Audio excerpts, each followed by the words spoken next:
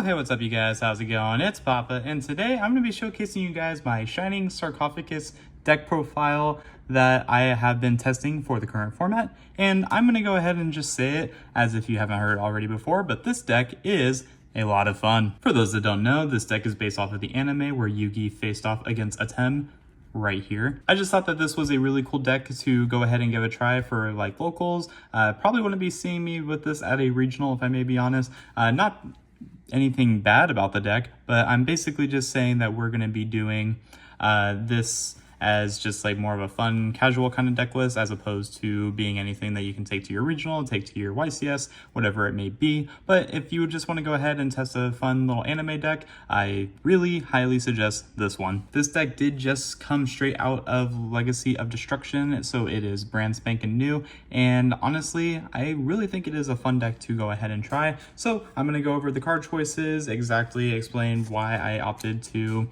build this kind of deck, other than that it is based off of the anime. But honestly, it's actually surprisingly very consistent, and it may not have like a whole lot of power, but the deck is still super strong in what it does. But yeah, guys, we're gonna go ahead and get into it. This is a blind second deck, so this will be the blind second deck that isn't 10 Panic Dragon, but it is still just as fun. So basically, starting off, we have the main guy itself. For those that don't know, I am a big gadget lover, so we play 3 copies of Gadget Trio. Basically what this card does, it is the Stratos of the deck. If it is normal or special summon, you can add 1 Shining Sarcophagus or 1 spell or trap that mentions it from your deck to your hand, and if this card is destroyed by battle or card effect, you can set 1 Stronghold the Hidden Fortress from your deck.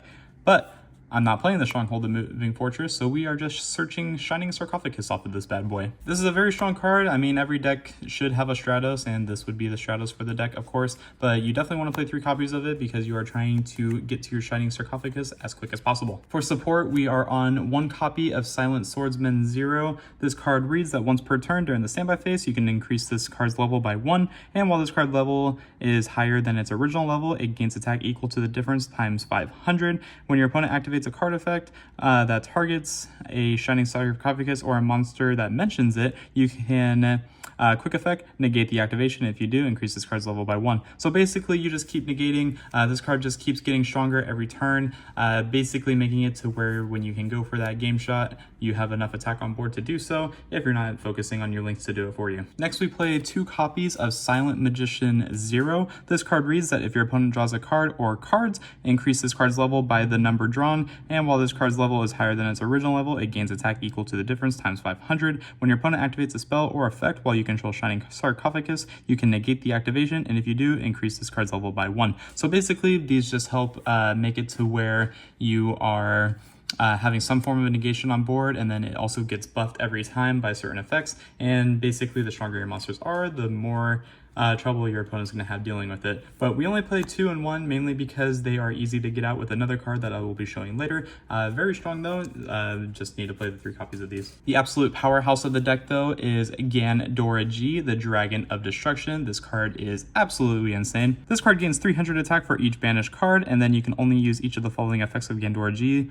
the Dragon of Destruction, once per turn. If you control Shining Sarcophagus, you can special this card from your hand, and then you can pay half your life points and destroy as many other cards on the field as possible, and if you do, you banish them. Then you can special summon a level 7 or lower monster that mentions Shining Sarcophagus from your deck and increase its level by the number of cards destroyed by this effect. So basically you can go ahead and summon out your 0, or you can summon out your Silent Swordsman 0 as well, basically making it to where whichever one of these gets summoned, it's going to be a game-ending shot from there. So yeah, very strong. You definitely want to go ahead and play 2 copies though, because this card is actually easily accessible through cards like Shining Sarcophagus and the rest of your engine that you have. So you don't need to maximize on it as much as you could. You totally can if you want to, but I think 2 is just fine. For the spells of the deck, we are playing 3 copies of Shining Sarcophagus. For those that don't know, this is the card that is used in the anime, and this card just has a lot of fun with it. This card cannot be destroyed by monster effects. You can only use each of the following of Shining Sarcophagus effects once per turn.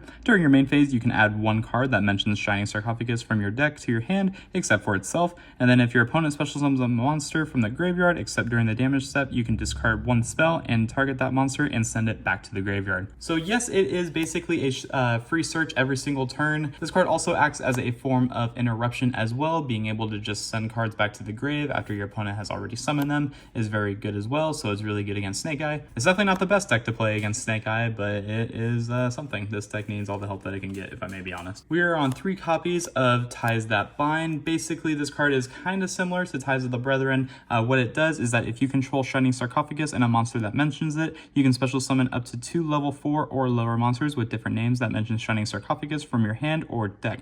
Also, for the rest of the turn, you cannot special summon monsters from the extra deck, which is very important. I'm not playing the more Marshmallow. You totally can if you want to. I can get why you would, but personally, I'm not playing it because we are a blind second strategy. So basically, you don't want to be playing a card that helps you with battle disruption for your turn going second, because it doesn't really make a lot of sense. You'd rather just summon your guys to make it to where they can attack for game. So you definitely want to be playing 3 copies of this though, because basically the faster you get your board set up, then the more control you're going to have. So just 3 copies of this. We are on 2 copies of Turn Silence. This card is actually really strong. It's a lot better than I thought it was when I first read it. So after reading it a couple times over, I just thought this was a little bit better than I thought. Honestly, this card's kind of broken. I might want to play 3 of it, TBH. You can target 1 face-up monster you control, increase its level by 3. Also, if you activate this card in response to your opponent's monster effect, while you control Shining Sarcophagus and a monster that mentions it, you can negate that opponent's effect. And then during the damage calculation, if you're a monster that mentions Shining Sarcophagus battles, you can banish this card from the graveyard and end the battle phase. So very strong. It makes it to where basically if you are in danger of losing your cards, it basically just protects it, so that way you still have your board for the follow-up. And then this card's also really good against Tenpai Dragon, making it to where they can't summon any other synchros. So you definitely want to be playing multiple copies of this. I haven't tried 3 yet, but if I do change it to 3, I will let you guys know. The last Golden Sarcophagus card in the deck is Future Silence. I don't know how to feel about this one just yet, but we are playing one of it just for now. This card reads that you can add 1 monster that mentions Shining Sarcophagus from your deck to your hand, and then if you activated this during the battle phase while you control Shining Sarcophagus and a monster that mentions it, each player draws until they have 6 cards in their hand. So you probably don't want to be activating this during the battle phase, because if you can't OTK them, then odds are they're going to come back and kill you. It's just how Yu-Gi-Oh works. You don't want to give your opponent 6 cards.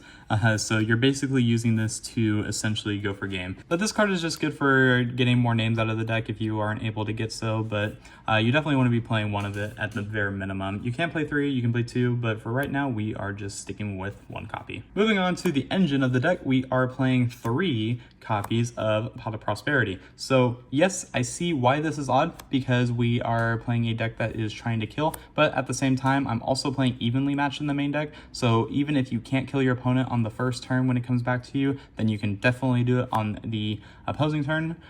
You definitely want to have some kind of form of consistency. I was thinking about Upstart Goblin, but if you play Upstart Goblin, then there's a high chance that you won't be killing your opponent regardless.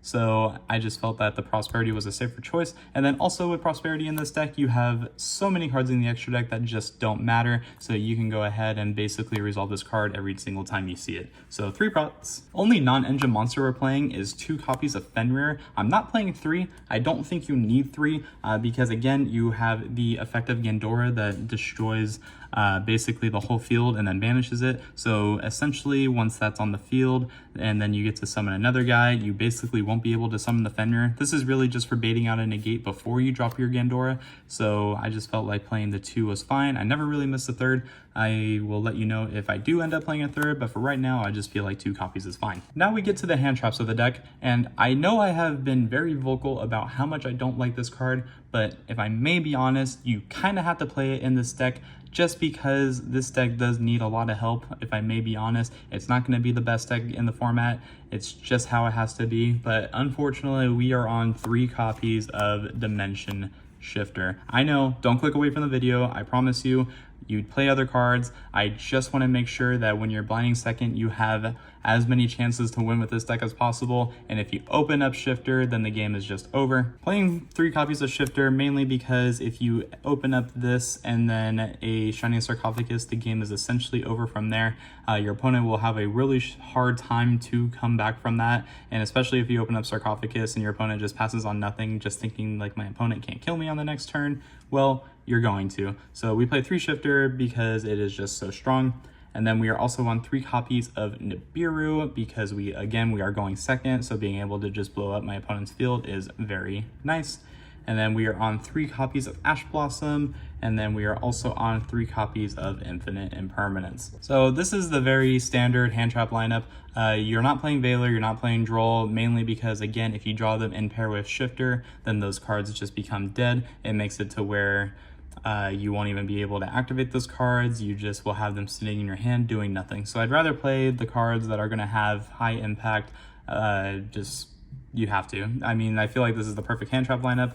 You could play those other cards if you want to, if your opponent's playing like Lewendaries or whatever, and you can just side out the Shifters if you need to.